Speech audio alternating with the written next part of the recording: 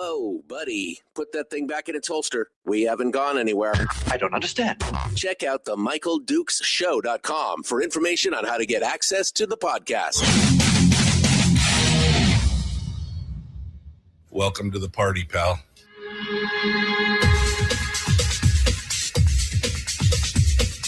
The Michael Dukes Show. The greed and the entitlement is astounding to me.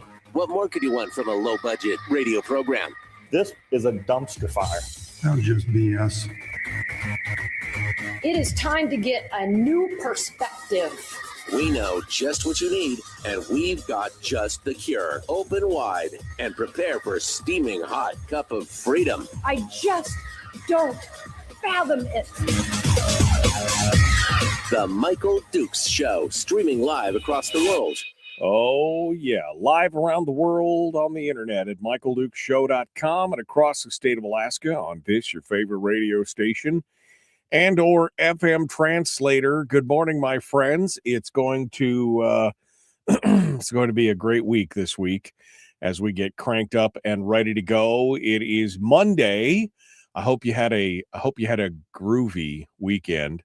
Lots of stuff going on, and the good news is that we may finally be out of the deep freeze.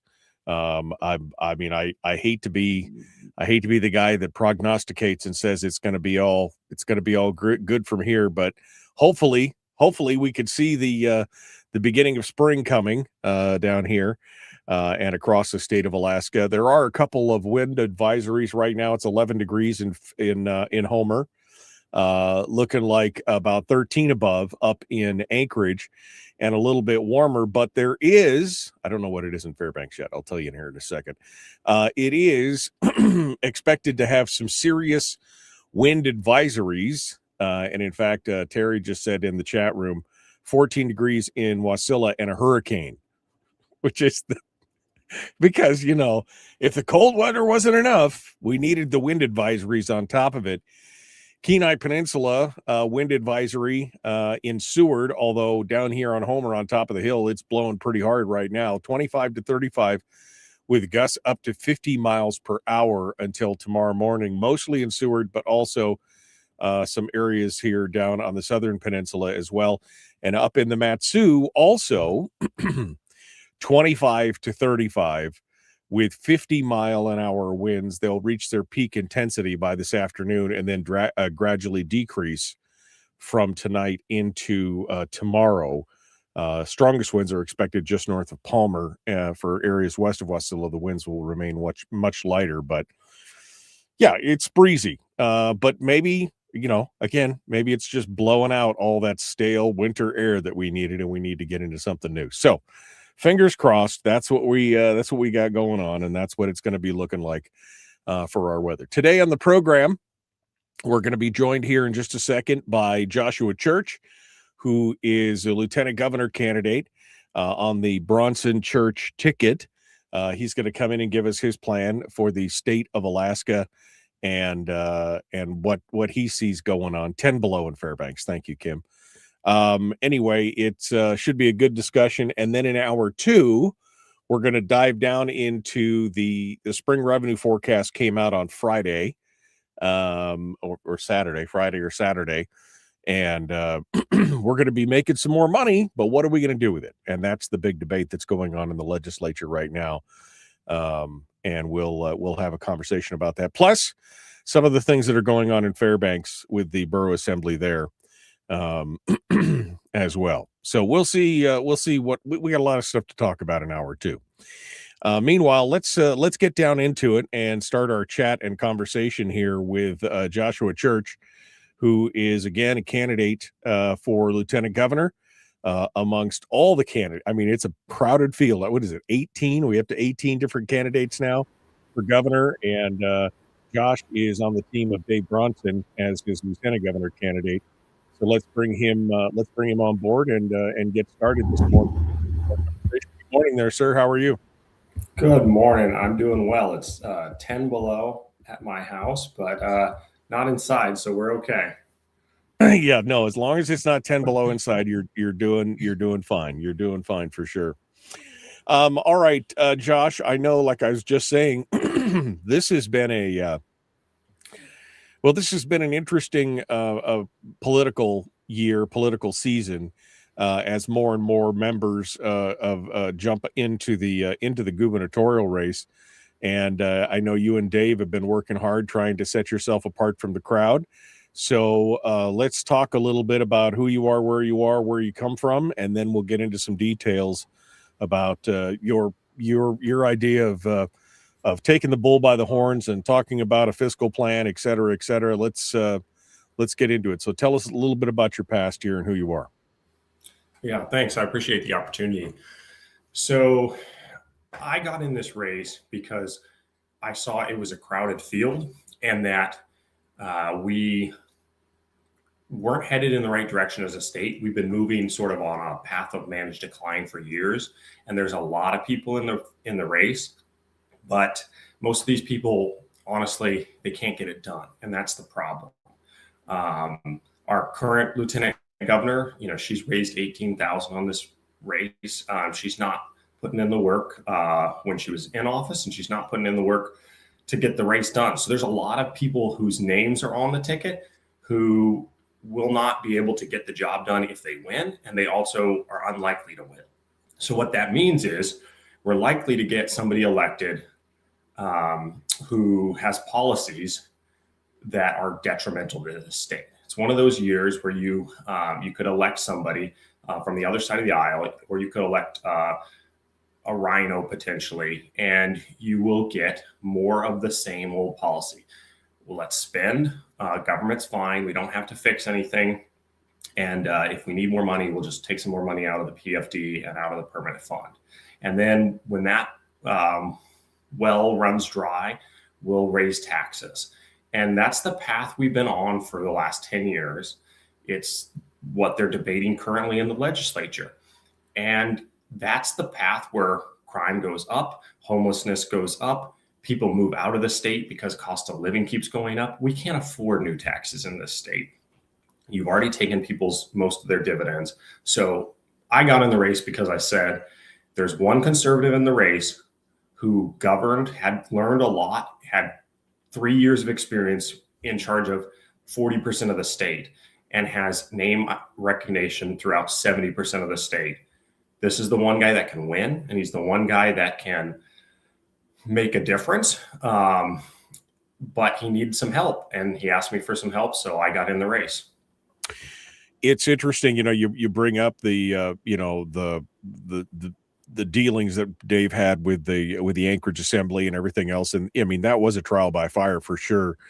What how does that affect the dealings? Because again, you're going to be dealing with the same kind of recalcitrance in the legislature, in both houses of the legislature. What kind of experience does that bring, and what is it? How does it shape your battle plan, so to speak, with the legislature in this regard? Yeah, experience is really important, and that's what you look at when you look at these candidates. Say, okay, who's got the experience, who's got the track record to get the job done? And so Dave, he was a lieutenant colonel, and then he was a commercial pilot, and then he ran, first-time politician, and had a trial by fire in Anchorage. It was the conservative backlash because government overreach and COVID. And frankly, he was too conservative of a mayor for liberal Anchorage. So they threw him out the next election, right? Because what happened? Same thing's going on. Excuse me. Same thing in Fairbanks. The conservatives don't get out. They don't show up. And so the liberals take control from time to time. And when he was in, he put flat budgets every time. Now, did the assembly fight him a lot? Did he have to take him to court and win? Absolutely. But the next mayor raised taxes in 1 year, raised spending by $50 million, a 10% increase. So he accomplished a lot of good, stopped a lot of bad from happening while he was there. But he also learned, how better to work with the legislature. So the next governor, we've got a gas line coming in. We got all kinds of big issues in the state. I don't think we can really afford someone to spend 3 years learning the experience he's already had. We need somebody who's kind of had that trial by fire, learned which battles to fight, and now a little bit better when to keep your mouth shut, and also the experience to win some of the time. And and a proven track record, not just rhetoric of saying, hey, look, I'm going to hold spending down. That's a big difference. And for me, I have a military background. I was in Special Forces. I was in the Marine Corps. I work in investment management. And I built stuff all around the state. Worked in construction for years and years. I own commercial properties. So I'm about building and improving things. And that's what I want to do. I want to help him turn this around. We're not politicians. We're outsiders, but we have experience. And that's what sets us apart. You need people that have experience, but also have fresh perspective. And that's what's been missing a lot. Yeah, I mean, it would be nice to have people who weren't involved in government for their entire lives come back in and actually be part of it. It's definitely one of the things that I'm looking for in a candidate. You said you've got a plan, you've got a way. I saw that you wrote an article in Must Read talking about one idea to help try and generate revenue and things like that. Is that what you'd like to talk about today? This idea of getting more land into Alaskans' hands and what the effect can be on an economy. Where are we at here? Yeah. So the big issues for the lieutenant governor, right? He has to fix elections. That's the first issue.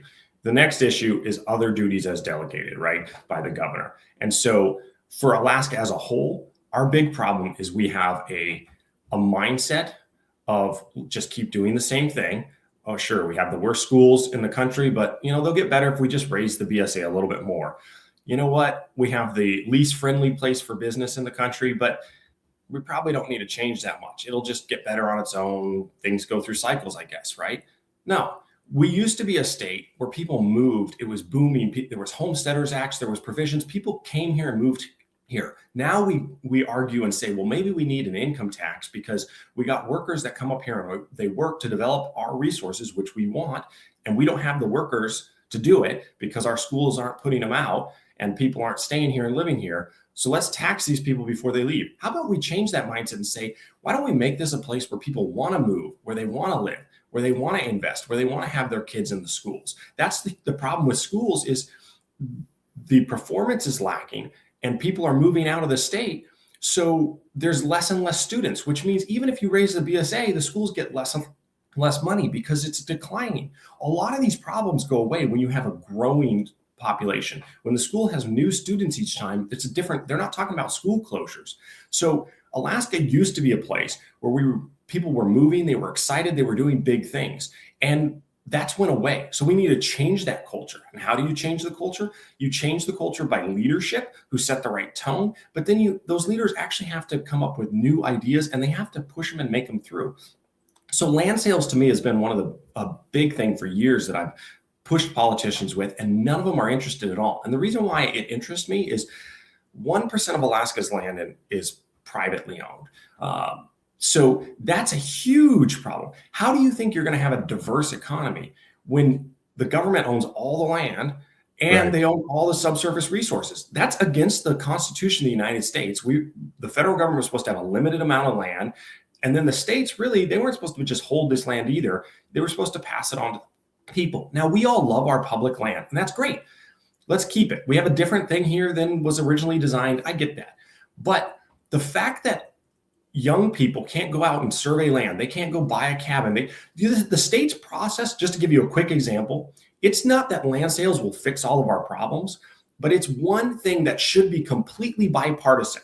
We want people to have growth in this economy, and we want everybody to have the opportunity. Just like my dad in the 80s, he surveyed some land and bought a cabin, and we grew up spending time on it, and it was fun, and it got resources flowing into the states. So I'll give you one quick example. Right now, if you go to the state website, you can buy 0 properties because from January to June, I think it is, they identify properties that they're going to list. So for half the year, they're just thinking about it. Then they come up with a list. There's an auction. So you have to bid on them and you got to wait until October. So for 10 months out of the year, you can't buy any properties from the state. Then if the property they picked was too far out, it was listed as too expensive, whatever the case, and they only identify 200 properties out of the entire state. 200 sounds like a lot, but out of the whole state, that's not that much. So if the property doesn't sell, at the auction because the reserve is too high and there's not enough demand, what happens to that property? For the next 2 months, it goes to over-the-counter sales at 30% above what it didn't sell. And then if it doesn't sell, they'll drop it down to 15%. And then in January, they start over. That is a process designed to not sell property. It's a process to appear like they have a process for selling property, but it's designed to limit growth. You change something like that, and you open up a huge amount of opportunities. And let me give you one hypothetical number with that, just to follow. If we went over a generation, let's say, we went from 1% to 2% privately owned. Who knows what the people would do with that? People could open up mines, they could do logging, they could build cabins, all kinds of stuff. You have to be careful to make sure that you're not blocking access and you're not selling out to just big corporations and stuff. But if you sold 1% of Alaska's land at even $1,000 an acre, which is far lower than what they usually list these properties for, you're talking about $4 billion. So you can spread that over 10 years or 20 years or 40 years. You're talking about hundreds of millions of dollars of direct revenues to the sale. I mean, if it's 20 years, it's 200 million in direct revenue to the state a year. And if it's, and then you have the economic multiplier of people, when they buy a lot, they build stuff on it. And so you're literally talking about hundreds of millions to billions of dollars a year, depending on the timeline that you spread this out. So my point is, that's just one part of a whole plan that we need to have, where we start saying, hey, let's allow people to use their ingenuity, to own the resources, to do what they're going to do. Let's sell this land, get it into productive hands, and not just hold all of Alaska as a park. Yes, we should still keep 90%, 95, 98% of the land as a park, fine. But let's get people a little bit more than 1%. Let people dream again and grow. Josh Church is our guest, candidate for lieutenant governor on the Bronson ticket. We're going to continue with him here in just a moment. Don't go anywhere. The Michael Duke Show continues. Common sense, liberty-based, free-thinking radio. We'll be back with more and Josh Church in just a moment.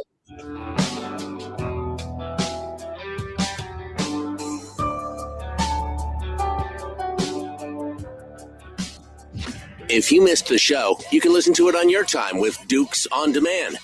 Oh, and it's free. Like America used to be.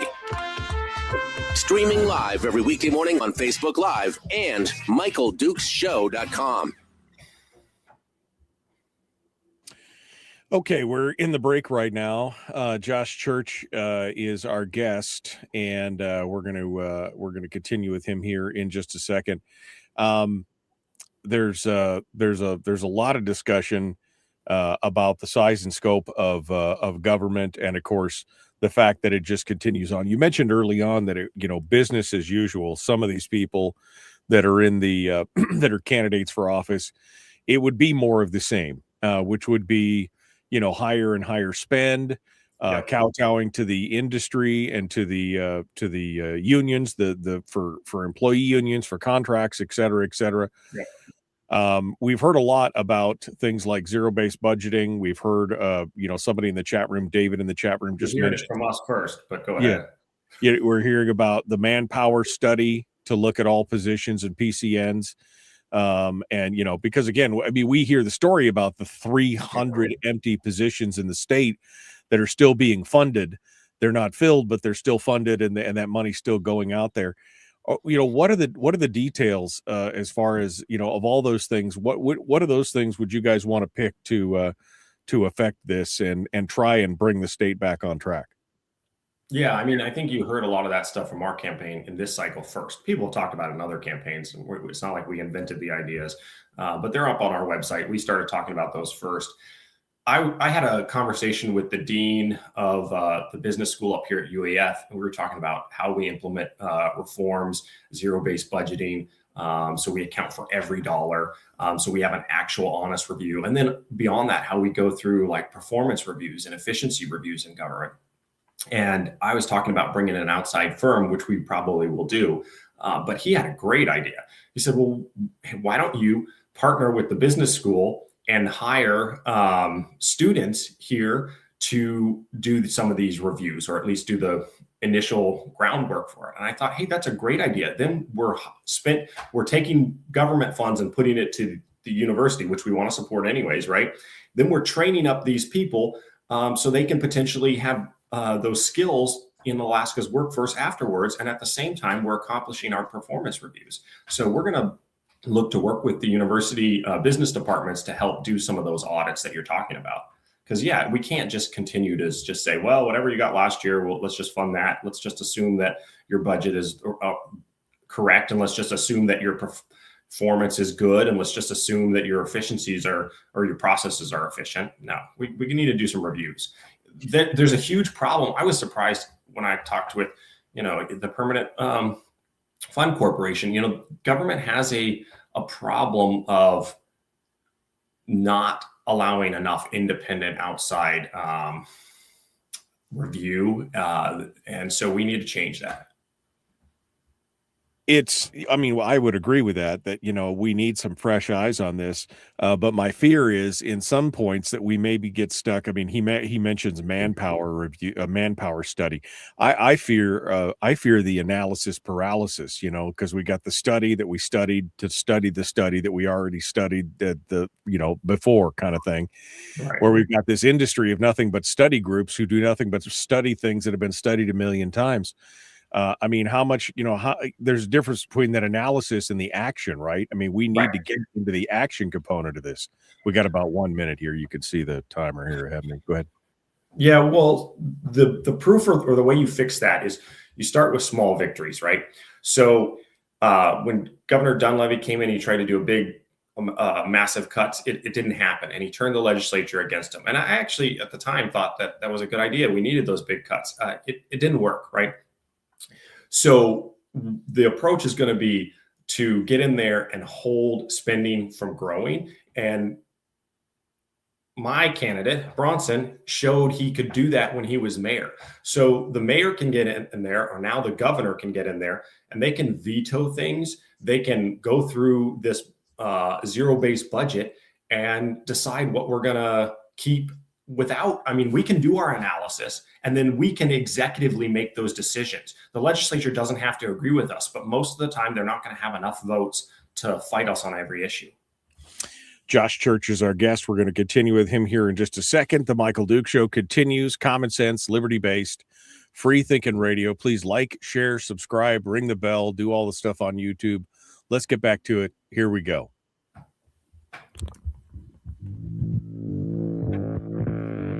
Today's recipe is the important Alaskan news of the day with a dash of sardonic smile, a pinch of eye twinkle, not that you can see that on the radio, and a touch of acidity.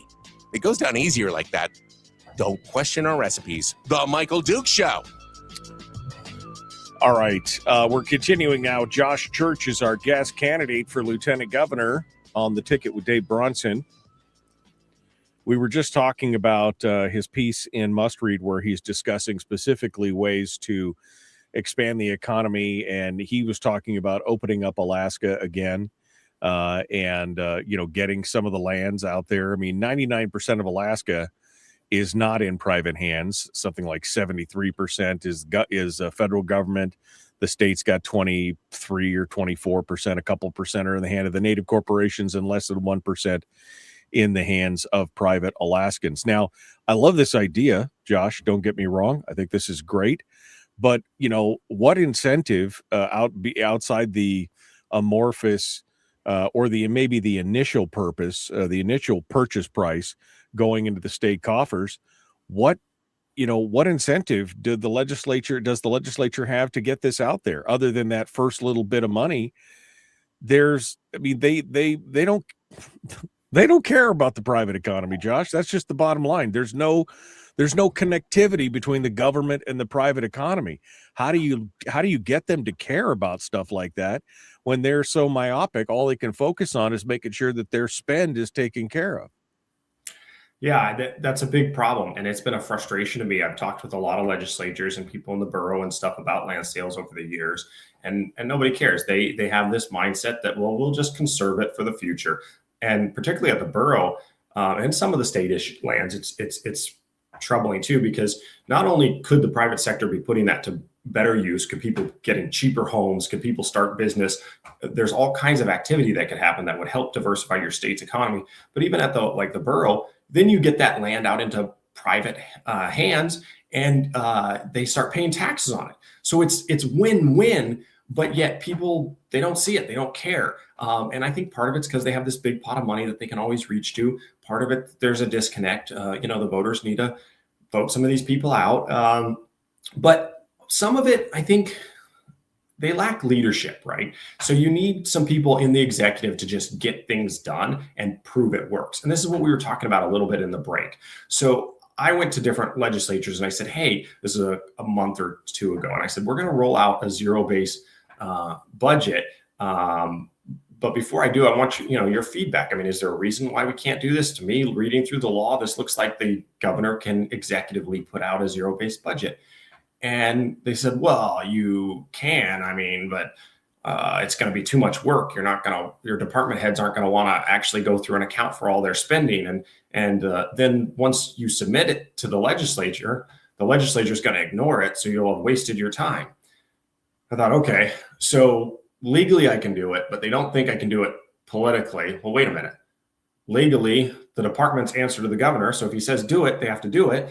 And then now, regardless of what the legislature does, we have a executive who has went through and reviewed the entire budget, and we have an idea of what we think the efficiency should be. And so now we have a place to start. And when the legislature comes back and says, no, we think you should spend more on a department that we've audited and said, no, we don't need that much there, we have a good bargaining position. We have some metrics, and we can go to them and say, look, we don't agree, but you care about this other thing. And we looked into, and you're legitimately right here. We could use a little bit more funding in this area, or whatever the case be. And you make some horse trades. And that's what government's is about compromise and solutions, and finding solutions to real problems, right? You don't just compromise for the sake of compromise. You find an area and you say, here's an area where we have common ground. We both can agree. Let's improve this, right? And so the governor can, through executive authority, do a zero-based budget and propose a zero base. Whether the legislature implements that or not, who knows? But then it goes back to the governor, and he can make some cuts to it and go back towards a zero base. So the same thing will happen with the land sales. And frankly, to be honest, if we're about to act some program that they really want, that might get us some votes for land sales, right? And so that's part of government, is figuring out, how do we say, okay, I can live with this and you can live with this. Now that'll make it more functional. And we don't see that enough. And for evidence of this, you talk about this every day on your show. We've been arguing about for a decade now, the permanent fund dividend. Nobody argued about it before when it was under a formula and followed. So the problem is, we've moved to a group of legislatures and governors and stuff who they don't fix they just argue about it, and they solve it from year to year rather than making long-term solutions.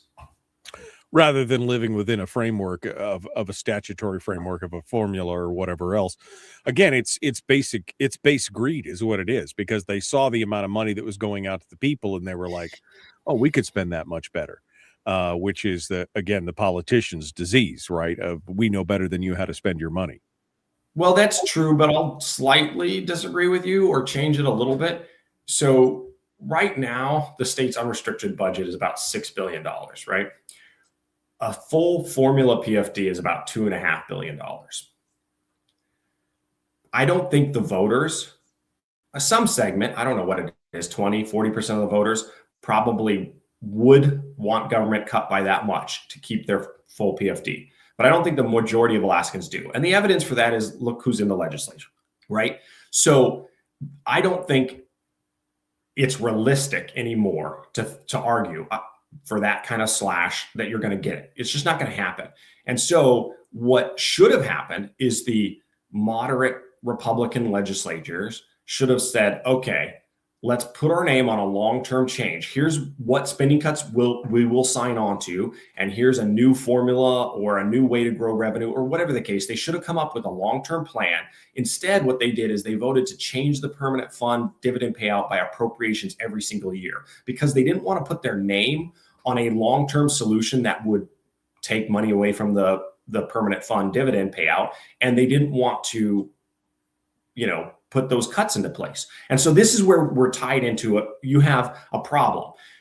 You have a spending desire that half of the state wants, they want their revenue from different government sources, right? And you have the permanent fund dividend payout, and there's not enough money to cover that. You either have to cut $2.5 billion or you have to pay out additional money out of the permanent fund. You got to spend down the corpus, right? Because the math doesn't work for us to pay a full dividend and keep spending the way we are. But the reality is you're not going to cut spending by $2.5 billion. So you have to find an actual political solution, which is to say, how do we grow the economy? And what's a new, we used to debate about a 50-50. Well, we're not debating about a 50-50.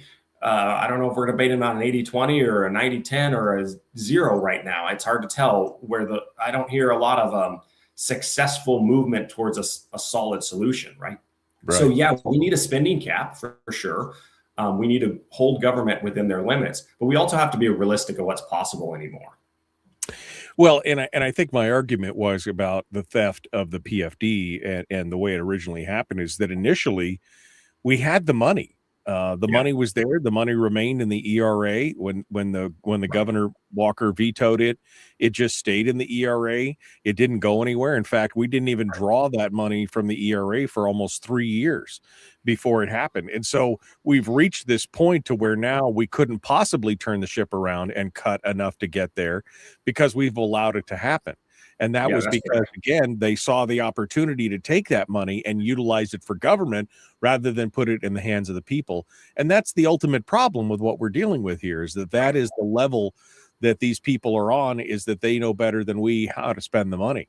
And as you said, even if the governor does a zero-based budget and turns it over to the legislature, there's no guarantee that they'll do anything with it other than laugh at it and say, well, that's a nice try, governor, but we're going to do our thing anyway. Now, again, they could veto it and et cetera, et cetera. But I mean, this is a philosophical challenge with the leadership that we currently have, with the leadership in the legislature that we currently have as well.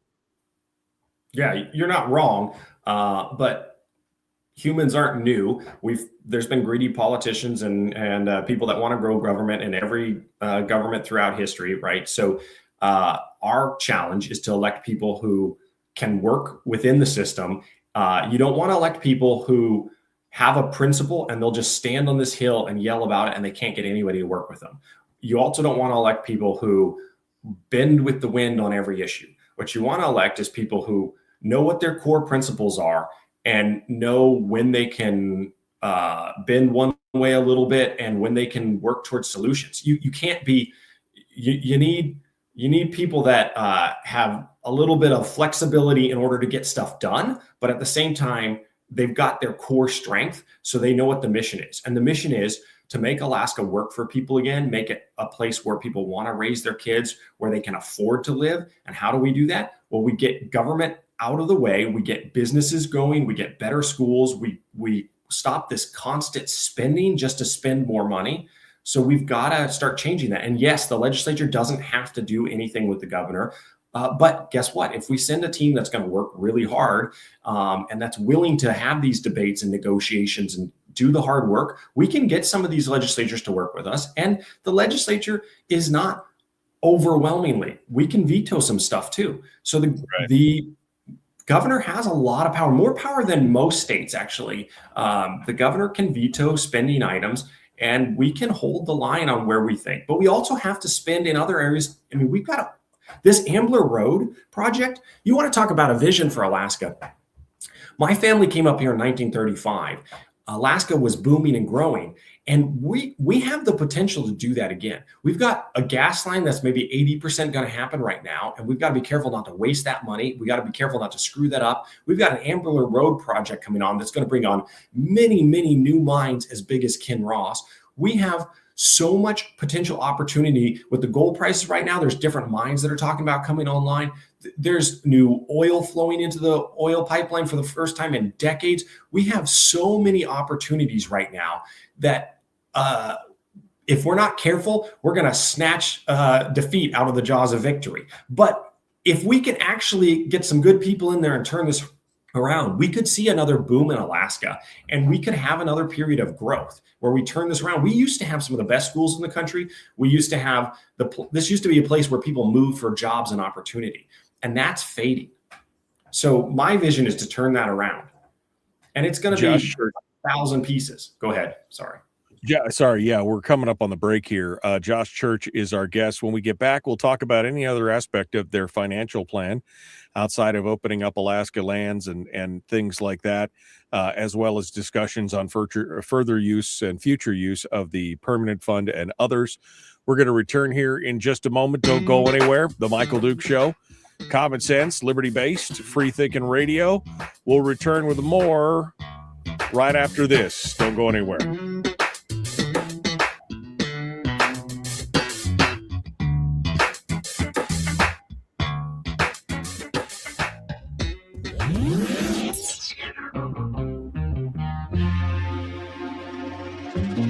Listened to by more staffers in Juneau than any other show because their bosses told them to. And after what they just heard, oh man, they're going to be pissed. You're a bad, bad man. The Michael Duke Show.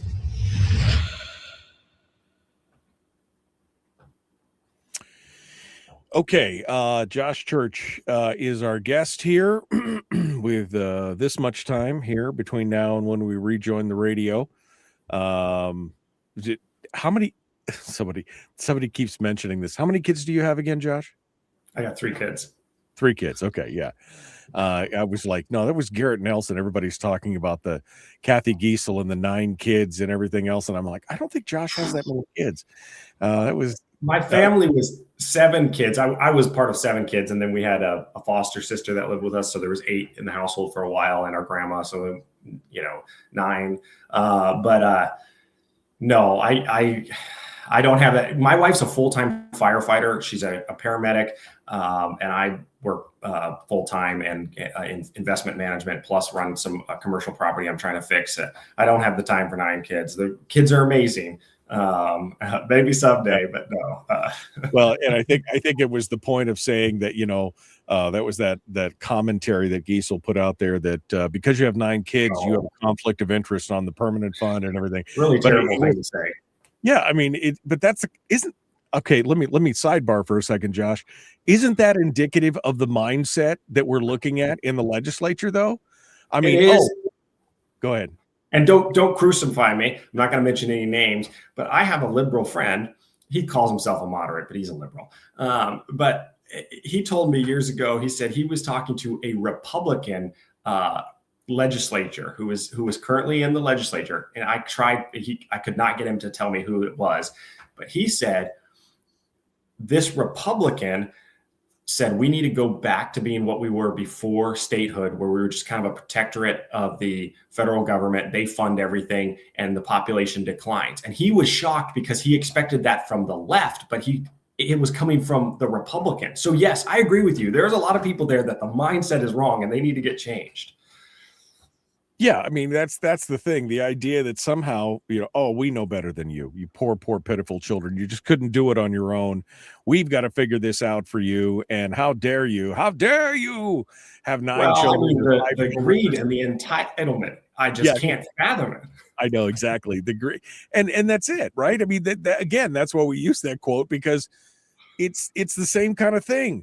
We know better than you, poor, pitiful children, on how to run this, and you should just shut up and be happy that we did this for you and we gave you whatever we're going to give you. And that's always irritated me, because again, it's the politician's disease at every level. But I would have thought that Alaska, in its frontier attitude and its can-do spirit, would have kind of set that aside, but we've embraced it almost worse than anybody else in the nation. Yeah, we have. And not to go back on a tangent or whatever, but part of I'm seeing in the chats here, people are saying, well, there was land in Anderson, they were giving it away, or, part of the issue is that you get people in and you have this naysayers say, oh, well, there's land and it doesn't sell, or whatever the case is. There's people, you come up with a solution or a problem and people bite at the heels. And the reality is, yeah, there's land for sale, but where's the need? Well, around Anchorage, around Fairbanks, around the larger communities. So we've got to like not just like talk about solutions, we've got to actually implement them, right? And so you can do a policy and it can perform well, or you can do a policy and it can be crappy, right? And so this way the private industry does so well, right? You see a car company that does a good job, people buy their cars. A car company that does a bad job, it goes out of business. And government often will say, well, we tried this thing and it didn't work. I was like, well, yeah, you didn't do it very well. And so that's, you got the wrong people in with the wrong mindset, and they blow up sometimes good ideas with all their regulations. Well, that's the thing. I mean, government getting in the way. I mean, the biggest thing you could do is deregulate so many things. Oh, yeah. And get the land into private hands, and that deregulation would go. Let the market decide. I'm so glad you brought that up. So Governor Dunleavy proposed AO 359 and AO 360. You know, he proposed them this last year. So I think the agencies are kind of slow rolling it because they say, well, you're leaving anyways. But if we win, we're gonna take those, and on day one, we're gonna put those back into place with a little bit more teeth. And what those are, one of the rules basically told all the departments, count how many regulations you have. And the last I saw, most of the 14 different departments had not complied. They're still trying to count how many rules. They don't even know how many rules they put on people, which is why CNBC ranks us as like the worst place for business. But the Department of Commerce they came out and said, well, we've got about 30,000 rules. There's way too many rules. So we need to identify how many rules. We need to cut a lot of those rules, and to make it business friendly, right? And I know politicians, like there's a comment here by Harold, this is political red meat, never solved anything. Are there any real solutions here? Hey, look, cutting taxes have been talked about by a lot of Republicans, and it actually works. Problem is, it doesn't always get implemented. Guess what? Cutting regulations works. It's not political theater. I mean, for some candidates it is. They just say whatever to get elected. But if you actually do these things, they do work. They are real solutions. Right. Well, and that's part of the problem is some of these ideas are great, but where's the political horsepower to get it done? That's always the problem, the political capital. 100% right. And so there's a lot of candidates. Hold on. We're going to rejoin here. Let's get to it.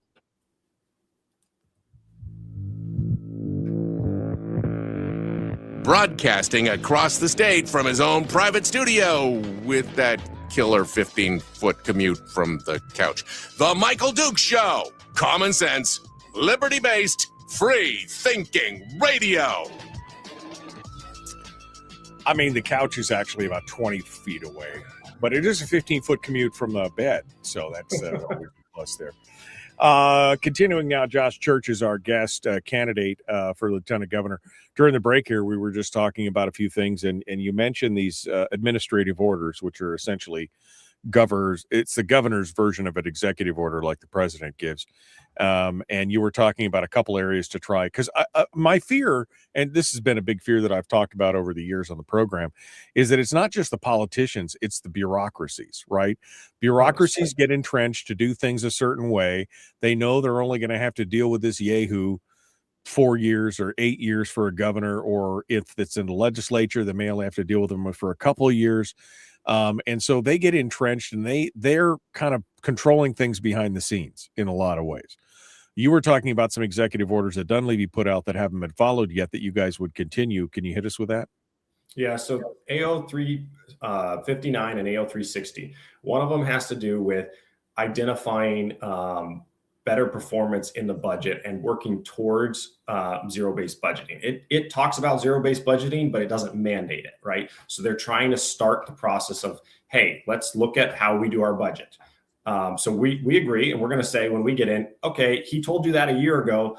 Now we're going to do a zero-based budget, right? You had your fair warning. Now it's time to actually do this. The AO 359, I might be mixing the two up, but the other order has a requirement for them to identify and count all their regulations. Most of the departments, it's crazy to think about this, but they don't even know how many rules there are. So we went from a time when there was like the 10 commandments, and then we added some other rules, and now we've got thousands and thousands of rules. Department of Commerce, the report I saw said they had 30,000 rules. Most of the other departments haven't even identified how many rules they have. So we have a very unfriendly business environment, a very unfriendly place. And what happens, frankly, I saw this with APOC. So Alaska has a system for transparency when you're running for elections, right? And years ago, I started a little group because I wanted to fight against the borough who was asking for an emergency raise of $10 million because there was a school shortage, supposedly. So we went through and we looked, one of the assembly members, Aaron Lajowski, and myself, and we found that they had $40 million in reserves above the statutory limit that they weren't telling people about. So there was no emergency. They could have brought this up at the next election or the next regular tax cap vote, but instead they have spent $75,000 of the taxpayers' money to have a special election. Well, we got that defeated 3-1 vote in that special election. It still cost the taxpayers money, but we saved them $10 million every single year thereafter. So we're talking about $40-50 million by now.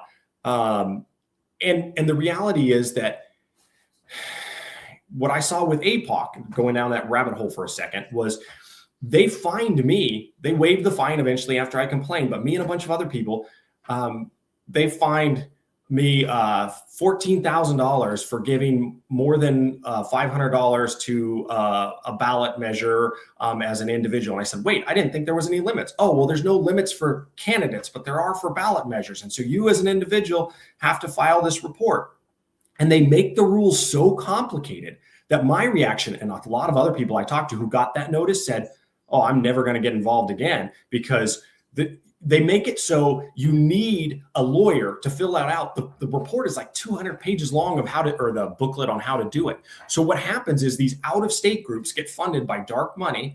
They hire a lawyer, they know how to do the process, and they're the ones running all the ballot initiatives. So we need to reform the rules to make it simple so grassroots people can get involved in government, can get involved in the elections again. Right.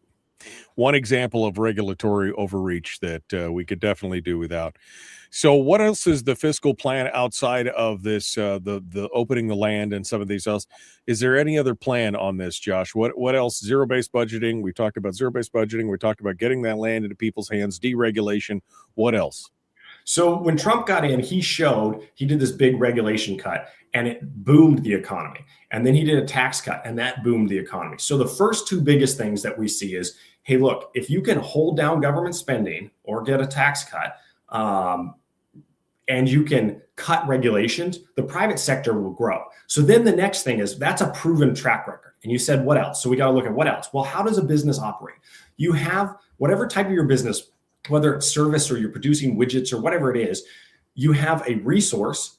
So you have to have a resource. You have to have some energy to make it, to produce it. And you have to have the talent and labor. So problem is the government owns all the resources. Our cost of energy is really high. And we don't have the right workforce here. So how do we fix that?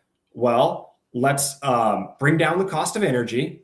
Let's sell some of the land, get it into private hands, get the resources back into people, and let's improve the labor force. How do we improve the labor force? Well, there's two primary areas. One, we improve our schools. That's the university. I've already been having talks with the dean, and hopefully we'll get a new chancellor and a new president, and we'll start to change. There was a program years ago that they axed, what we want to bring back, where they were going to get some of the private industry, Exxon and Conoco and stuff, to give grants to help fund a realignment of the university to better align them with producing the actual degrees and jobs Alaskans need. We don't need a lot of some of the degrees they are producing. There's a lot of shortages that we need to improve. So we got to fix our schools. And then we've got to, that's part of the labor issue. And we've got to attract new people to live here. Well, part of the way they live, why do they want to live here? Because they love the opportunities of land to get out and on public land and enjoy it, and to own private land. They also want to have a place they can afford to live, and they want good schools. So a lot of these things, actually, you fix one and it has ripple effects because they're all interconnected. If we can improve the schools, we get better workers and we get more people wanting to stay here because there's good schools for our kids. If we can bring down the cost of energy by opening up more hydro, by reducing regulation, by getting this gas line to come on and locking in a spur to the interior and a long-term rate agreement, if we can expand nuclear capacity like they're going to do in Eielson. Well, what Wainwright's base is really old. Maybe we should look at adding a nuclear capacity there at Wainwright, and we're fixing that with this new $1.5 trillion that Trump is trying to spend on defense. So there's a lot of different areas where we can, but the key is we've got to reduce the cost of energy. So we reduce the cost of living here, the cost to make things. We've got to improve the workforce, make it attractive for people to move here that have those skills, and improve the jobs, and then get opportunity out there, right? And when we're talking about raising taxes and we're not doing anything different, people look at this and they say, okay, your schools are not good. It's expensive to live there. You're not talking about fixing anything, and you're going to make it more expensive by new taxes. Why would I move there? The conversation I hear is people talking about moving out. So we got to turn that around. Well, and I think that's the thing, the outflow, and we talked about it earlier. I think it was in the break when we talked about the decline in enrollments, and it's been a shocking decline in enrollments across the state in brick and mortar schools, and we can already see the knives being drawn against homeschoolers and correspondence schools and everything else because you're stealing from us and et cetera, et cetera. But there's no competition in those areas. And so we're seeing a fight over fewer and fewer dollars because there's fewer and fewer students. And that's the big challenge here. Growth is a solution. If you have more students every year, you're raising the money in that school, and all of a sudden they're hiring new people. Everybody's happy. When you have less students every year, everybody's infighting and pointing the finger at who's to blame. Growth is a solution. We need to have policies that promote growth. We need to have good policies. We need to do more with less, so that way the private sector has more room to grow. Yeah, it's a challenge. We're down to the last 90 seconds here. So, Josh, I want to give you the final bite at the apple for the radio audience. Final thoughts here. How do they find out more about you? Where are your meet and greets? Everything else. Let's get to that. Yeah, so you can go to davebronson.com or bronsonchurch.com. There's our website. We got policy papers on there. You can donate there. You can learn more. I'm going to close here. We've spent the whole time talking about solutions of growth and big problems. I'm one of the difference between some lieutenant governors and governors. We're a team. We work together. We talk every day. We talk about these policies. So my job is going to be much more than a rubber stamp that most lieutenant governors are. But I'm going to close here talking about the number one priority that the lieutenant governor have, which is fixing our elections. Okay. These Garmin watches, I wasn't allowed to wear those in the military next to my top secret computers because I had a clearance, because there was a threat. We knew the Russians and the Chinese had compromised some of these and they could get into our systems. We have big problems we need to fix in our elections, voter ID problems, all kinds of issues. And people laugh it off that are in government, and they're not taking the threat seriously. We need to fix it. And a lot of that can be done through the executive authority that I will have once I get into office. Look forward to seeing more about it. Again, Joshua Church, Lieutenant Governor candidate with Dave Bronson as the governor on that ticket. Bronsonchurch.com is where you can go. Josh, thank you so much for coming on board. We appreciate it. Thank you. I really appreciate it. Hold the line a second. Folks, we got more coming up. Hour 2, dead ahead.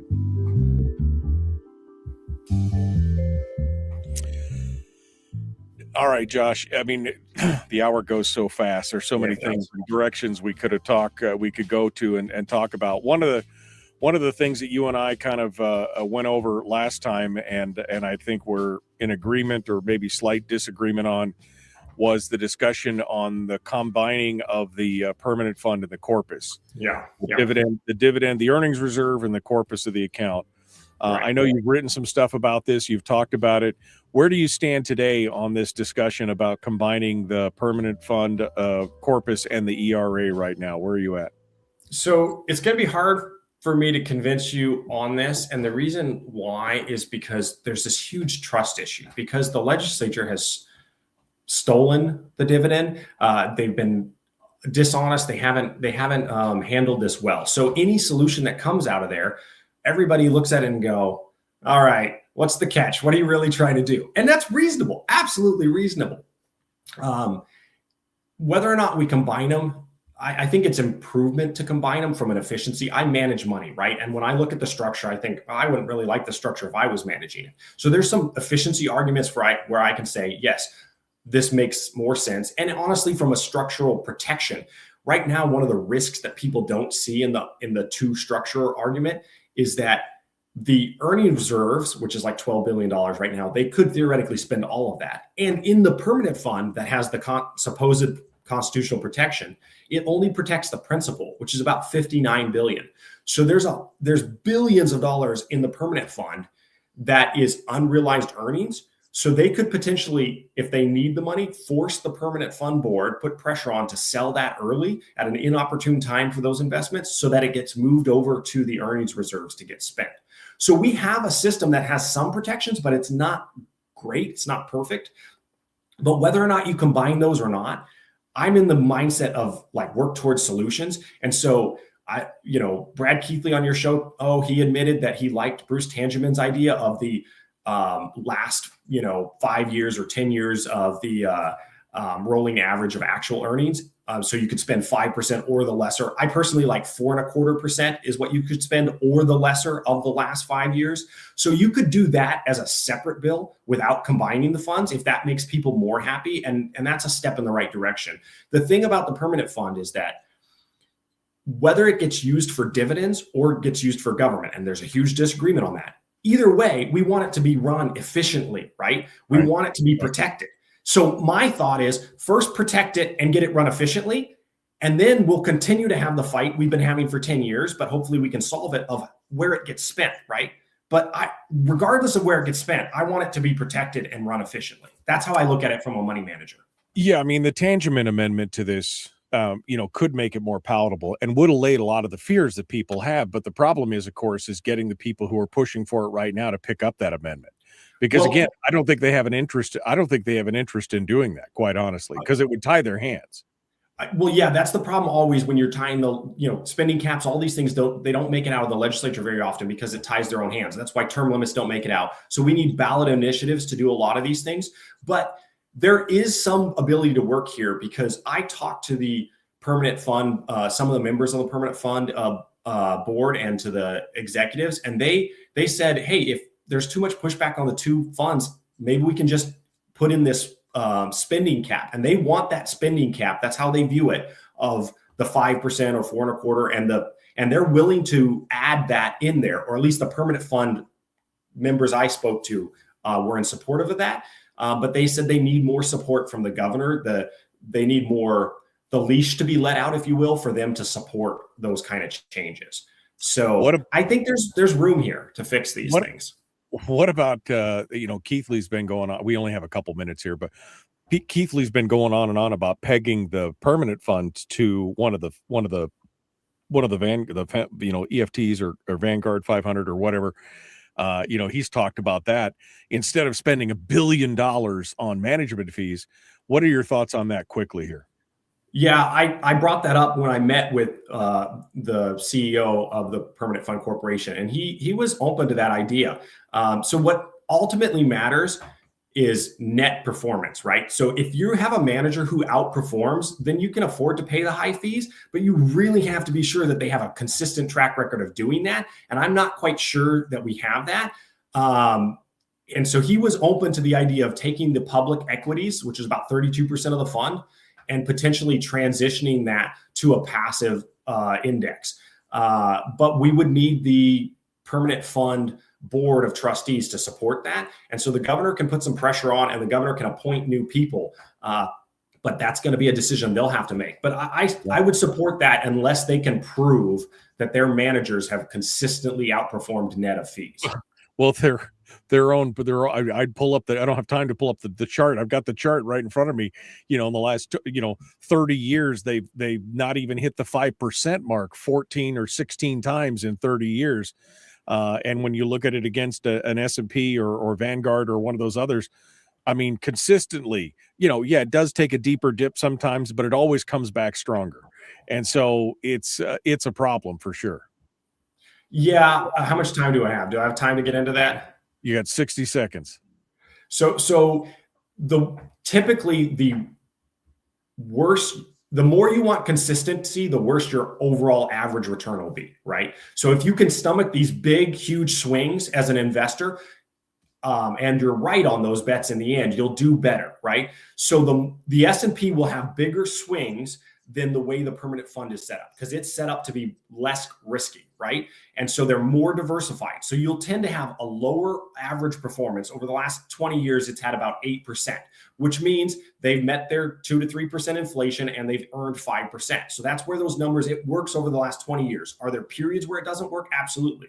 Would you have worse periods if you were in the S&P? You would, but you'd have overall better net return. So you have to balance how much consistency do you want versus overall performance.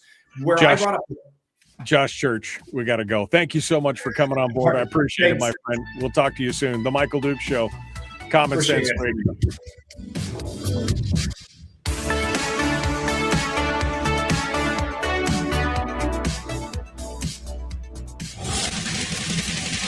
Whoa, buddy. Put that thing back in its holster. We haven't gone anywhere. I don't understand. Check out the MichaelDukesShow.com for information on how to get access to the podcast. Welcome to the party, pal.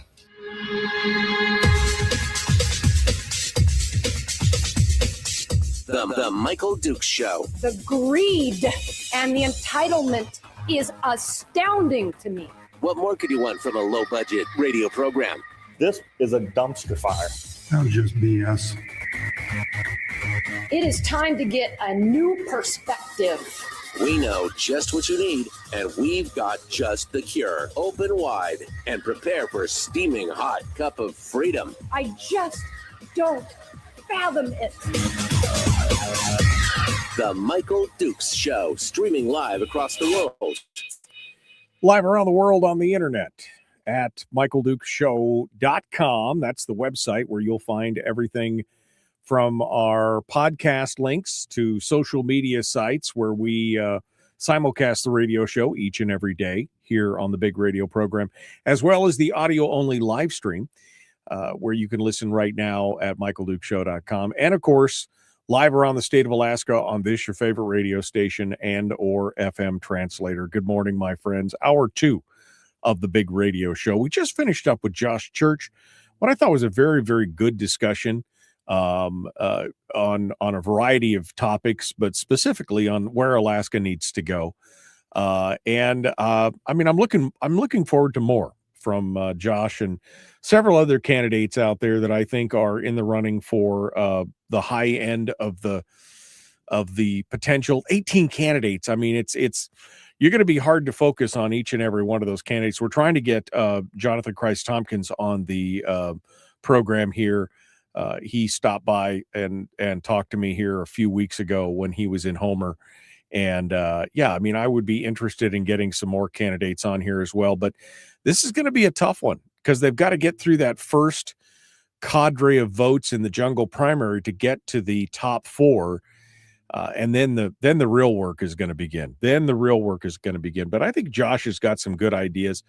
I don't know is that they're necessarily going to be the magic bullet or the panacea that some people think that they are, whether it's the opening up of land or deregulation or some of the other things. Because again, I think that there's a lot of Pollyanna-ish kind of things going on here. The problems with candidates like Bronson and Church, or like to a lesser extent, I guess, Bernadette and Shower, because Shower has been in there and kind of understands that, is that people who come from the outside, like Bernadette and Dave Bronson, is that they expect things to be done a certain way because they've worked in the private sector. That's where they come from. And unfortunately, as I said earlier, the bureaucracy and the political establishment, it doesn't work like the real world in a lot of ways, right? I mean, just look at what Josh was just talking about with these administrative orders, these executive orders from the governor, where he said, I want you to do some zero-based budgeting. I want you we want one department to do it. And then the other one was, again, tell me how many regulations you have in the state, in your department. And they, again, still not complying. Because, again, who's in charge? Is it the governor or is it the bureaucracies that are in charge of a lot of this? And so there's a reality that I think is going to hit up on a lot of these good ideas that these politicians have. I mean, Bernadette was the first one to ever mention to us. This is back before I think anybody even really got in. She mentioned zero-based budgeting, and I think it's a great idea. But can you force it on the departments? Can you force it on the legislature? I mean, that's what Josh was just talking about. You know, you can do a zero-based budget and hand it to the legislature, and they can give you the middle finger and then walk away and do their own thing. It does give you some horsepower when you have to maybe do some vetoes or other things. But so, I mean, I'm cautiously optimistic about what's going on here, but some good ideas. I think that, you know, it's good ideas, and it's good that we're discussing it and talking about it.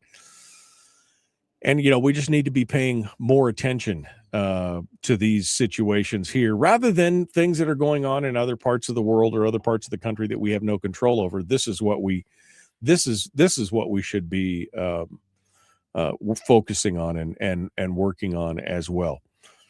So anyway, if you missed the conversation with Josh Church, this was all a lead up for me to say, if you missed the conversation with Josh Church, then you should go back and listen to it on the podcast, or go back and watch the replay on YouTube or Facebook or Rumble, and get a feel for what it, what we covered and everything else. Some good discussions, some good talking points there. I mean, the thing that I really like is this idea of getting more land into Alaskans' hands. Josh makes a very valid point when he talks about, that 99% of Alaska is controlled by federal government, the state government, or the native corporations, essentially, right? Because the federal government's got whatever it is, 71%, 72% of the land. The state's got 26, 23, 24, 25% of the land. There's 3 or 4% of the land that's in native corporation hands, and that remaining 1% is just us. And yet we're 1/3 the size of the United States. We could do a lot of things if we could get some of that lands into the hands of Alaskans. And but we'll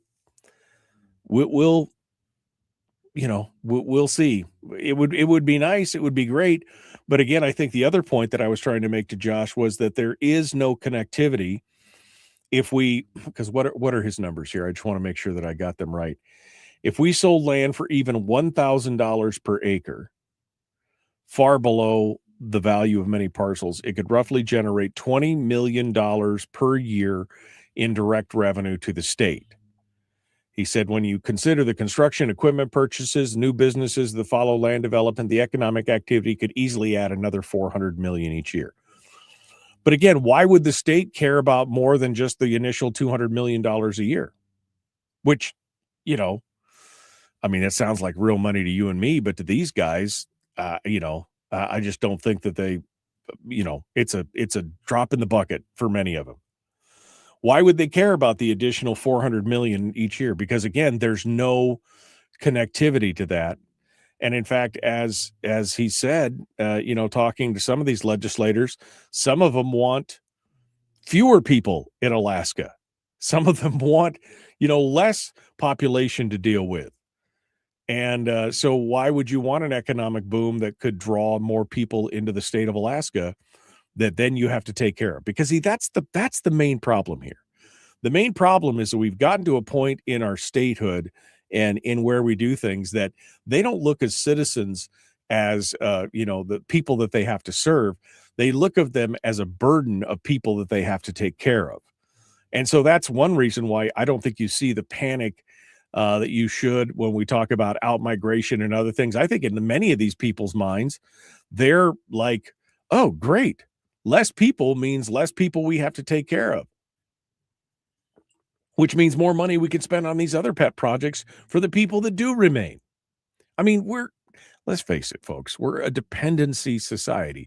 Alaska has become a dependency state where so much is I mean, all you have to do is go and look at these school board meetings where the citizens come in and they hold signs and they bring their crying children out to say, don't close my local community school because I love it and it's been there. So, and these people don't understand the economics of, we have fewer students. We've got schools that have a 40 or 50% capacity, meaning they're only running half full, and we need to consolidate so that we can be more efficient.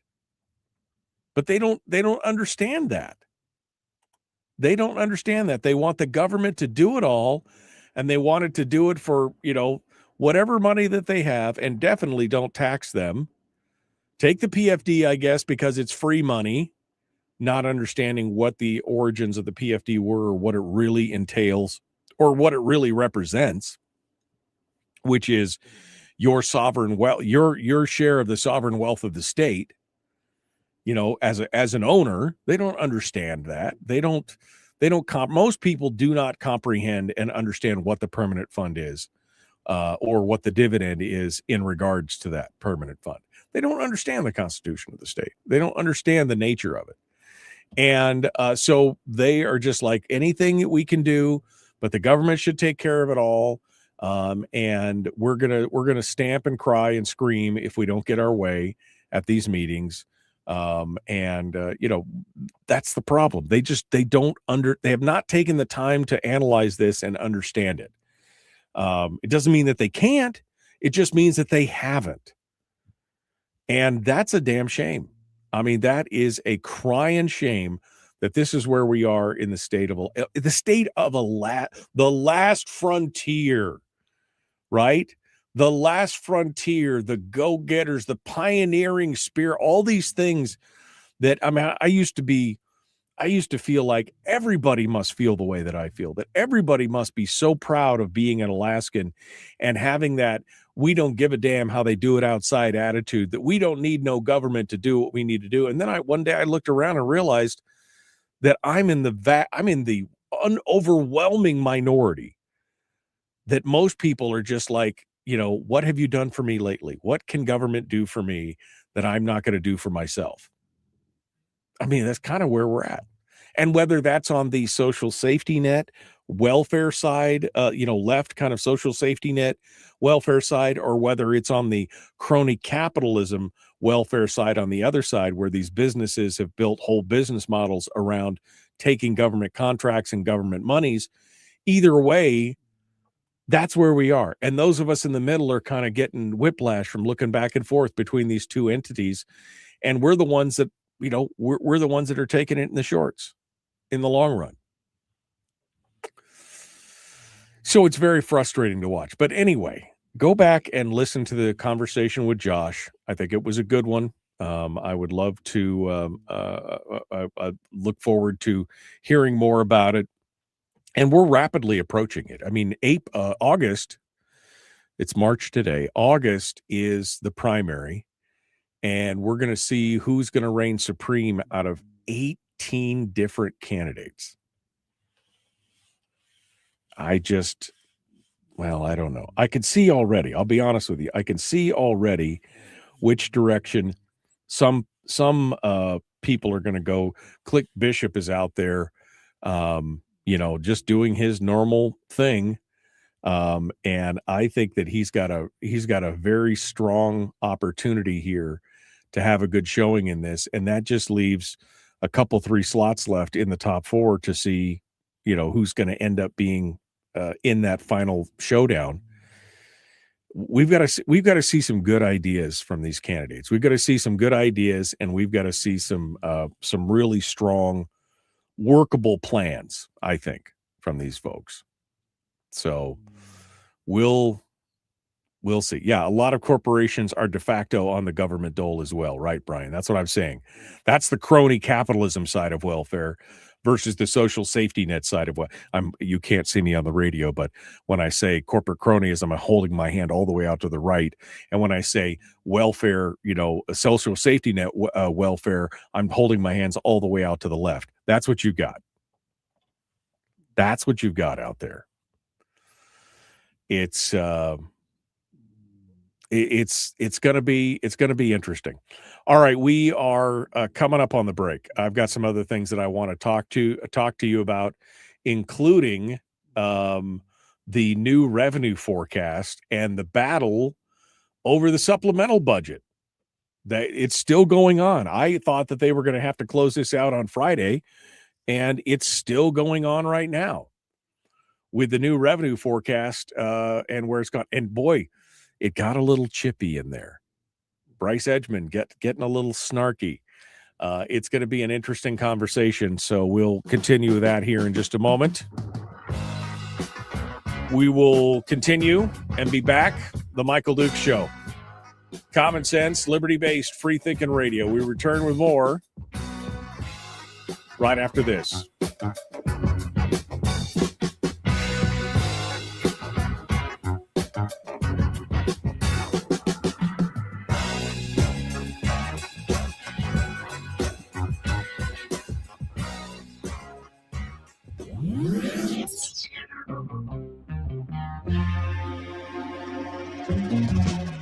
Running on 100% pure beard power. Oh, also some coffee.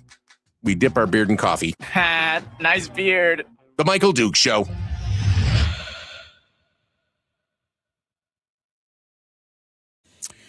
Okay, guys. I need 30 seconds here. I need 30 seconds. Let me do my thing here. I'll be right back. Don't go anywhere.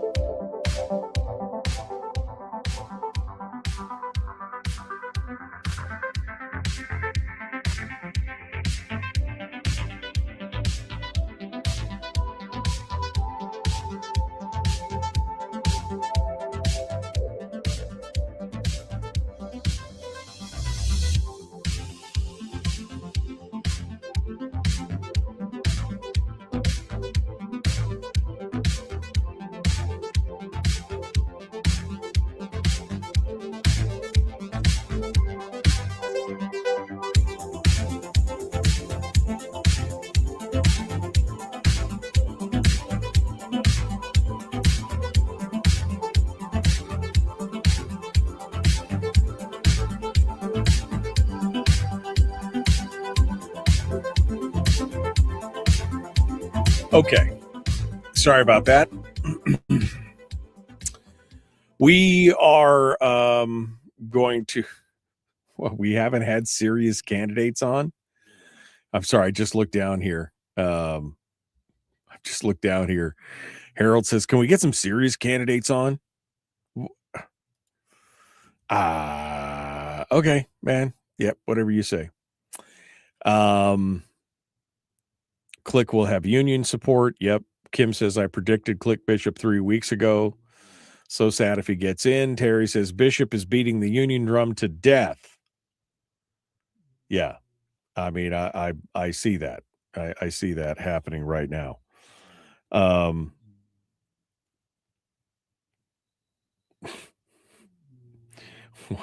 didn't see that comment. My buddy John just sent me a comment, said, I see Kathy Giesel is against the LNG line being built because it will bring prostitution to Alaska. That's funny. I thought many of those lived in Juneau. Yeah, no, I didn't see the prostitution comment. We are going to get into this discussion that Kathy Giesel was, we've got a failure to communicate, and that they're asking for more information from Glenfarne, which, I mean, I'll be honest with you, in all fairness to Giesel, I don't think that that's necessarily a bad thing. We definitely need to, to get more info, because we're not getting much information now. They don't even know exactly what they're asking for. They don't even know. A lot of these legislators are saying, we don't really understand exactly what it is that they want. Other than this amorphous guarantee of better tax breaks or whatever. I mean, again, what's going on? We would like to know more. Would you like to know more? Yes. Check the box. Would you like to know more? Yes. Thank you. Yeah. Let's get to it. Yeah, we're going to talk about the meeting today, Miguel. I'll mention that as well. No, I didn't have to go to the restroom. Jeez, I had to fix something here on the deal that I didn't need you staring at me with my tongue hanging out the side of my mouth because I was concentrating. Jeez. All right. I'm scrolling backwards here to see what else is going here.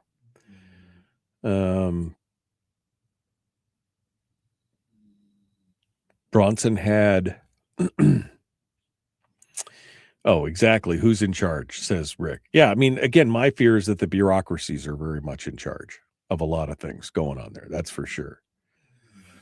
Frank says, what? Bronson had very little support from the Anchorage Assembly. Just look at this, just as the same for the governor and the yes, I mean, I know. I thought that was an interesting parallel because Bronson was facing a lot of the same things in the assembly that the governor's currently facing and has been facing in the legislature for the last 7 years. Donna says it all. Private land ownership is essential to a private economy. I agree. And that's one of the reasons why we've had such a hard time, I think, in this state, for sure.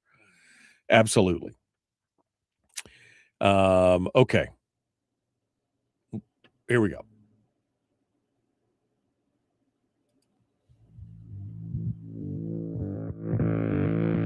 Here on the Michael Duke Show, our libertarian talk means that both the elephant and the donkey gets mad at us. Pissing everyone off equally.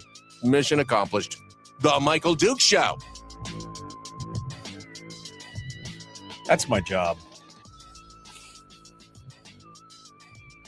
That's my job, is to make everybody mad equally here. I want to get into the latest from the new revenue forecast, but I do have to mention this. I had a couple people send it to me, including Barbara. The Borough Assembly is going to be having a special meeting tonight, especially apparently at 5 p.m. They're working on ordinance number 2025-20-1N. Oh, it's super special. Where apparently they're talking about spending $50,000 to rename Pioneer Park in Alaska. What we know is Alaska land. Okay. I mean, that was, sorry. I don't mean to dig at a scab, but what we know, what us old-time Fairbanksans know, is Alaska land. The park was donated by the Pioneers of Alaska Incorporated for historic preservation under the condition that the park was named after the organization that donated it, Pioneer Park. But apparently, they want to spend $50,000 to rename it. And there's going to be an assembly meeting tonight at 5 p.m. to discuss it, where they will be taking public testimonies. You can send emails to assembly@fnsb.gov, or you could testify by phone, 907-459-1401. Make sure you sign up before 4:30, and the clerk will call you to testify or show up at the assembly chambers at 5 p.m. For this. I mean, what's the hubbub, bub? I mean, why is the urgency all of a sudden to change the name? I mean, I would have loved to have kept the Alaska land moniker, but I mean, it is what it is. But why would we need to spend $50,000 to rename the park? This just seems like a solution in search of a problem. This is a Parks and Rec Commission thing, apparently. But yeah, I mean, I don't know why you would. I don't know why you would need $50,000. I mean, is it $50,000 just for the signage and the letterhead? Is that what it is? It just makes no sense. So this is the Parks and Rec Commission. And you can come and testify at the Borough Assembly Chambers tonight at 5 p.m. if you want to go out there and do it. Again, I mean, I always liked Alaska land. I always thought that was, I always thought that was kind of a good play on the Disneyland thing. If you want to, where'd you want to go? I went to Alaska land, I mean, it's not nearly as fancy as Disneyland, but it's fun. I spent a lot of time in Alaska land when I was a kid and as an adult. I did a lot of work. I worked in there. I used to do gold panning demonstrations when I was younger there. My misspent youth. I miss my misspent youth. I used to do gold panning demonstrations in Alaska land. for all the tourists and everything. Miguel just said, Mike, if you read the ordinance, it seems more of a DEI thing with the verbiage that's used. I mean, pioneer is offensive. I mean, to somebody, apparently to people who didn't have the pioneering spirit. I don't know. But $50,000 just, that seems like a lot of money to rename a park. You know, I could understand spending a few thousand to change some of the signs around the park, but why? Oh, why? And again, what's the impetus? I don't understand the impetus to that. But again, I guess I digress. New signs. That's what Barbara says. The $50,000 is all for, I'm in the wrong business. If you can't do all the signs in that park for less than 50,000, Ryan just said he'd do it for 40. There you go, Ryan. Put your bid in right now.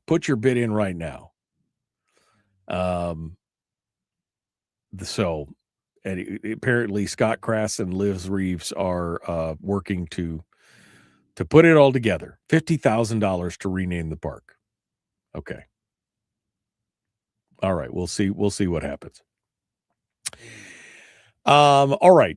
Well, let's get into the discussion about the forecast, the oil forecast for the state. The Department of Revenue came out on Friday with their spring revenue forecast. And of course, we knew it was going to be big. Didn't know if it was going to be as big as what they're saying here, but they're expecting it to be rather large. They have now projected that the state is going to have $545 million in surprise money that they were not expecting. An additional $545 million. The department is now projecting the state's going to collect $2.7 billion in revenue from oil production, up from the projections that they made in December, where they were saying it was going to be $2.1 billion. Now, of course, the main cause of this is the war with Iran, which is, has got oil prices on a surge. And of course, with the closure of the Strait of Hormuz and everything else, it's creating a lot of different problems. And although the president says that he expects this to be wrapped up by the weekend, or I mean, not really, but that's kind of how he acts, like this is going to be done in just a few days. There are other experts who are looking at this and seeing how it's playing out and expecting this to drag on for several months at least, if not longer. That means that they will see oil prices remain pretty high. The Department of Revenue has estimated that oil prices will first, they said back in December that they thought it was going to be about a $65 per barrel average. And now they're forecasting that it's going to be $91 a barrel for the remaining 4 months of the fiscal year, which means that the average price over the entire fiscal year from July to June would be $75 per barrel. And you're getting, a significant, whatever it is, $44 million increased revenue for every dollar a barrel of oil or whatever the number is. $545 million is what they're saying. But again, this is all just, I love it. I love it when they said, as always, it's important to note that this forecast represents one scenario within a range of potential outcomes. This is their way of saying, this is a wag. This is a wild ass guess. That's all this is. This is just it's important to note that this forecast represents one scenario, potential scenario. Now, of course, immediately, some in the legislature immediately wanted to talk about how can we spend it? How can we spend it? Interestingly, it's the ones that are generally speaking what I would consider to be the whatever the opposite of spendthrift is. They're the ones that are actually calling for caution in regards to the oil prices and the impact on state revenue. And I'm trying to figure out exactly why they're being so cautious. You'd think that they'd be throwing parties in the street with champagne, that they get to spend an extra $500 million. The problem is, of course, is that this supplemental budget is still hanging out there. The Republicans in the House minority on Thursday urged the legislature to count on higher oil prices to cover expenses in the current fiscal year. And that's a jab at the supplemental budget that they have going on right now.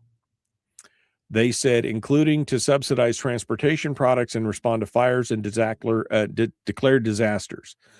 The higher oil prices, minority lawmakers argued in the House, eliminated the need for a draw from savings to cover those costs. And that has become the huge bone of contention on this new supplemental budget.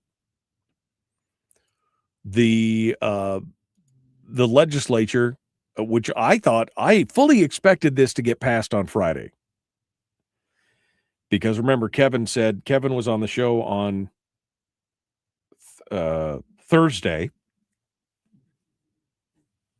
Surprise guest, Kevin McCabe. And he said that they had forced a vote for it on Thursday. It didn't happen on Thursday. I thought for sure that they'd get something done on Friday, but it got pushed off again. So the Senate approved a proposal to pay for roughly 3/4 of those expenses. So $373 million was the final number that I saw. And it's now in the House. Tensions rose on Friday with no agreement among House lawmakers on how to pay for the proposal, according to James Brooks over at the Alaska Beacon. And the House is kind of holding back. Part of the reluctance is because, as currently written, the supplemental bill allows lawmakers to spend up to $373 million from the reserve, regardless of whether or not the war-caused bonuses become real. So basically saying, if the war bonuses aren't as good as and rosy as they said, they could still spend it. And the argument from most of the minority members that they've quoted here in these articles, these pair of articles, one in the ADN and one in the Alaska Beacon, is that it makes no sense to draw money from savings to pay for something when you, instead of paying for it out of your actual cash flow that you're getting that year, especially when you're expected to have a bonzer year. Now, I thought it was interesting that it says in here, majority members expressed frustration that the supplemental budget was largely requested by the governor, who said they have been absent in negotiations, and also frustration with other legislators because basically saying, we just don't know what they want to get for their vote. Bryce Edgman is saying, we don't know what the ask is. We don't know what how do we get their vote? Well, I think part of the problem here is that this is the one finite bit of leverage that you have afforded the minority in this situation, and they're not going to let it go. Bryce Edgman also said, this is pure politics. We should have had the supplemental budget funded a long time ago. The House Majority Coalition prioritized the funding of the entire package that was proposed by the governor. Every single item came from the governor. And so here we are in a really precarious state because we're at the point where every week that goes by gets us to be a week closer to that federal match of not being achieved for the, which is bull. The administration's already said that they have enough money to do the federal match. But again, they're making the narrative. They're putting the narrative together here on this. Edgman said it's not clear to him what the Republican minority wants in exchange for a budget reserve vote. Maybe they just don't want to take money out of the constitutional budget reserve. Maybe. I mean, maybe they're just trying to exercise whatever leverage that you've allowed to them.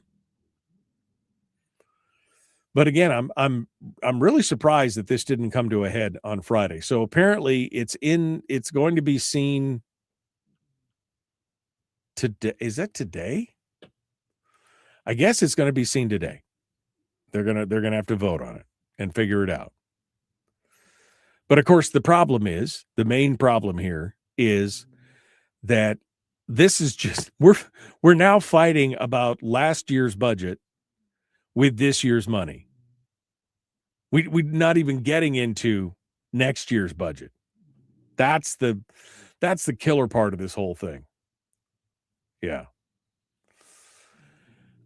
Anyway, that's where we're at with that. 570, what is it? $530 million.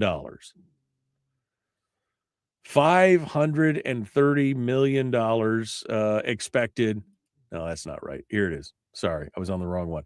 $545 million in projected additional revenue. $545 million. So much money, we just don't know where to spend it all. I'm sure we could probably find a way somewhere, right? All right. We got more coming up. The Michael Duke Show. Common sense, liberty-based, free-thinking radio. We'll return with more right after this.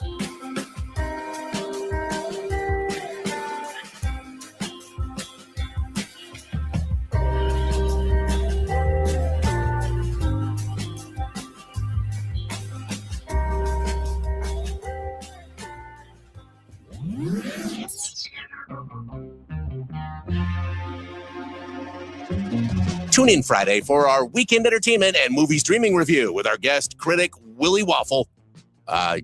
That's actually his real name. Really? That's his real name? Man, his parents must have hated him. The Michael Duke Show.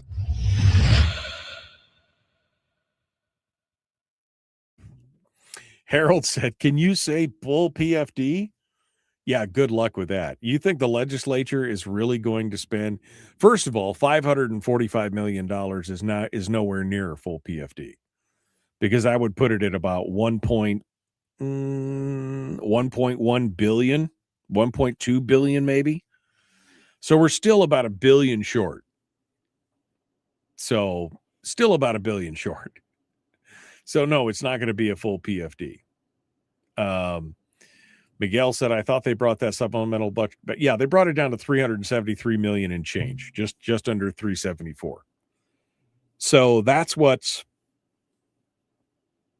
the conundrum here, right? Is that they're going to have $545 million potentially in unexpected revenue, and yet they want to draw $373 million from the constitutional budget reserve, to which the Republican minority is saying, why don't we just pay it out of the regular funding? Because again, was it March, April, May, June, July? We're 5 months away. We got 5 months, 4 months, June, July. So we got 4 months left until we are at the end of the fiscal year. They're just saying, why don't we just wait for it to show up? Pay it now, but pay it out of the regular monies. That's the big question. Some are asking, says Representative Becky Schwanke, some are asking how much new oil revenue will be offset with tax credits. What? There is no tax credits on that. This is the what? I'm scrolling backwards here. Solar signs producing certified equitable labor paying living wage. Yeah. All right. I'm still scrolling here. Harold just has posted this story about latest energy. See, Middle East war revives interest in Alaska LNG. Well, I guess we'll see. I guess we'll see. I'll hold my breath until we get there. We'll see what that's all about. All right. let me, what else did I want to get into? There was another story here that I was looking at for, oh yeah. Okay. That was the one. We could talk about that as well. And a failure to communicate. This is an interesting story. Lawmakers say they don't have enough information on the Alaska LNG project to pass legislation. Legislation that they've been told is essential for the project, particularly financial information. Glenfard says the specific information is confidential and if provided would threaten competition. Then why don't you just have them sign an NDA? Wasn't it during, it was one of the, was it during the ACES discussion or was it during, I remember that they had legislators that had to sign an NDA and they could go in and look at all the numbers. I think it was during the ACES discussion that they could be allowed to see it in private, right? But it was under an NDA, so they couldn't talk about it. But it gave them access to those numbers. But we'll see. We'll see where it goes from here on this. But yeah, I mean, this is not a shock to those of us who have been watching this gas line dance for years.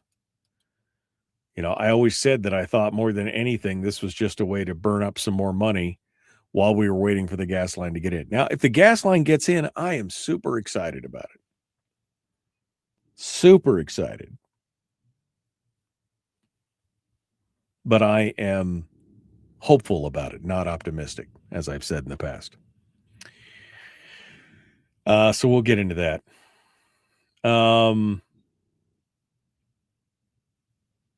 And then there's this thing going on in Anchorage. Did you see that the city is now looking to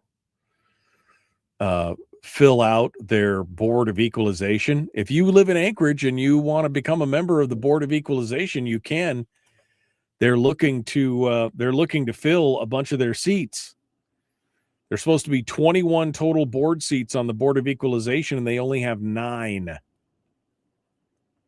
So if you're looking for something to do in your spare time, that could be a good community service because they're going to be busy.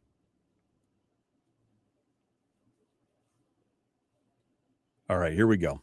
Let's jump back into it. The Michael Duke Show, common sense, liberty-based, free-thinking radio. Like, subscribe, ring the bell. Public enema number 1.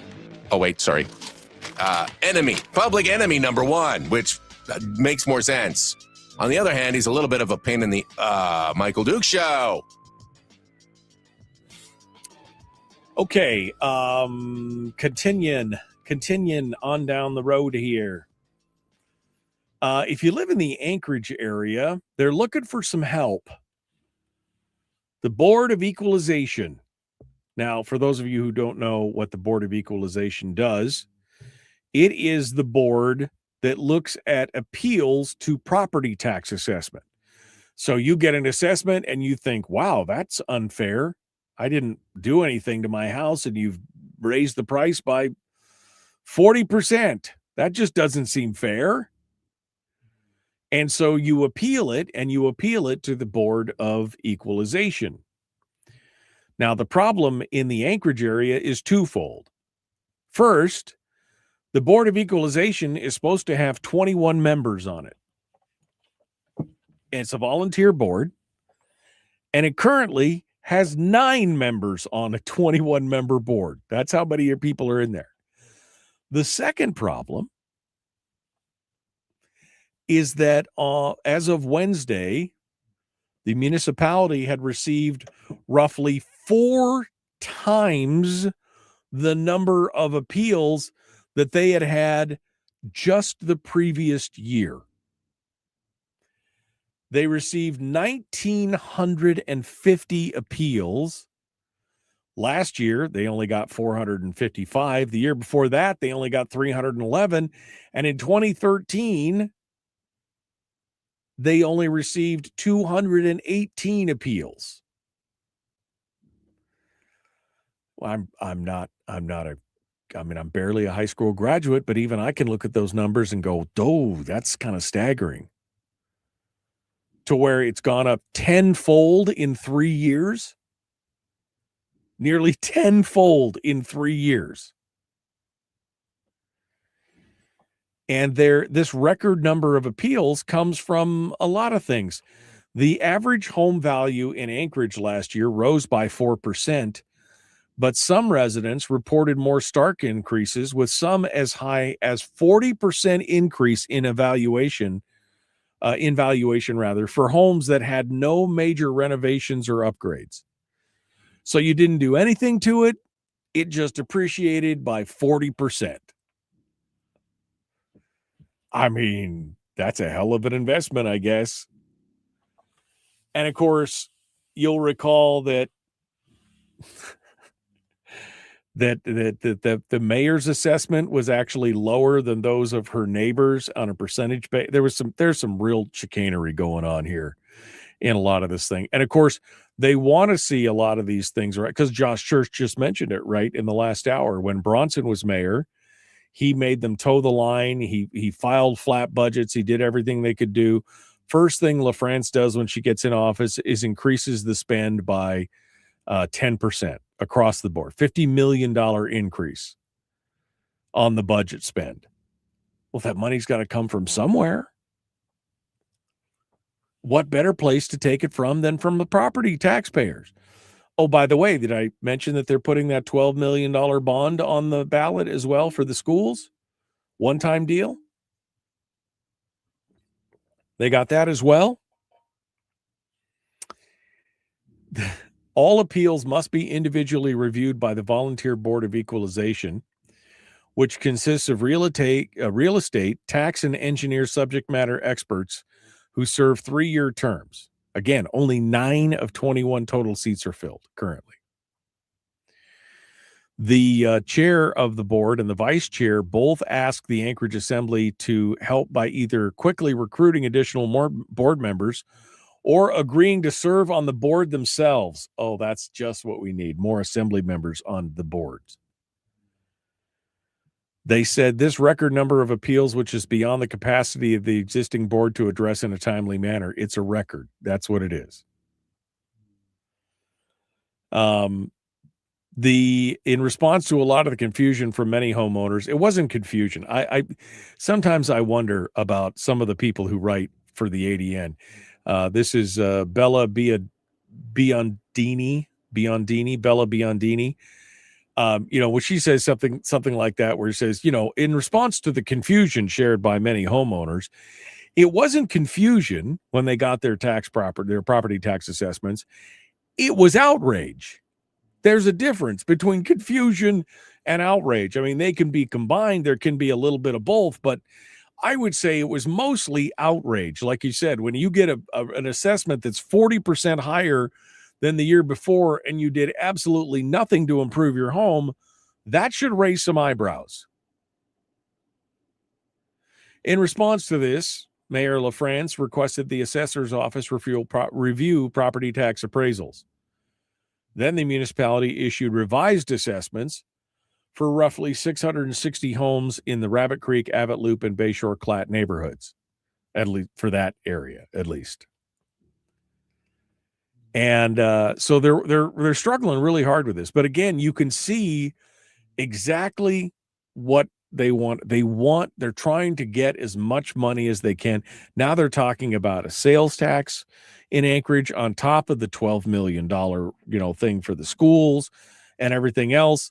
They're putting their thumb on the scale of the assessments across the state, across the city. And it's going to be a tough one. March 13th was the deadline to file a late appeal. So this is pretty much it for that. But again, 4 times what they had last year and 10 times what they had just 3 years ago. I think you can see the trend here. It looks like a hockey stick. And our final story today goes back to the legislature and Kathy Giessel, who is in the Senate Resources Committee. She's the chair. And they are upset and divided over how to move forward on the proposed LNG pipeline after she had a statement that said basically she has no confidence in Glenfarne as the project's primary developer. She said, to quote a famous movie, we have a failure to communicate in a press conference last week. And basically it all comes down to one thing, the lack of information that they're getting. Lawmakers say they don't have enough of it to pass information they've been told is essential for the project, particularly financial information. Glenfarne says the specific information is confidential and if provided would threaten competition. Now, halfway through the session, lawmakers are still asking what bills need to be passed. Bill Wielechowski is quoted as saying, I don't even understand what that means, LNG enabling legislation. This has been my whole point of contention this whole time is that we're not seeing the numbers. We're not seeing the information. They kept saying that they were going to get it by the end of first it was September, then it was going to be December. Now they're saying they have to deliver it sometime this month. But Glenfarne keeps saying, well, we can't do that. And I was asking the chat room during the break, it was during the Palin administration. Was it the ACES discussion where legislators had access to a lot of information, but they had to sign an NDA before they could go look at it? And then they couldn't talk about it. I remember I had a legislator on that said, I've seen the information. I'm supporting this because I've seen the information. I can't tell you what the information is because I signed an NDA to be able to go look at it. I think it was the ACES thing. But that's happened before. Why not just put it in a secret room or in a closed room with an NDA and they can only look at it in the room and they can't take it with them and everything? Why not just do that? Why all this secrecy? Why all this? I understand why the secrecy, but why are you not offering options for legislators who are supposed to be passing bills to help you? Glenfarne did not return specific comment about the bill that Giesel's put together. Senate Bill 275, the Alaska Gas Line Transparency and Accountability Act, which is the big bill that is going to give them a lot more power. You don't want that. You don't want Giessel in power of all of your plans for the gas line.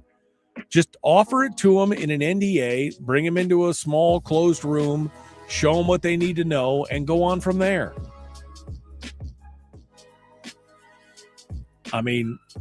Leave it for them to stumble at the finish line here. We'll see what happens with it, but it's not going to be pretty. All right, we got to go, my friends. Fastest 2 hours in radio. Holy cow. We'll return with more. The Michael Dukes Show. Common sense, liberty-based, free-thinking radio. We will see you later. Be kind, love one another, live well.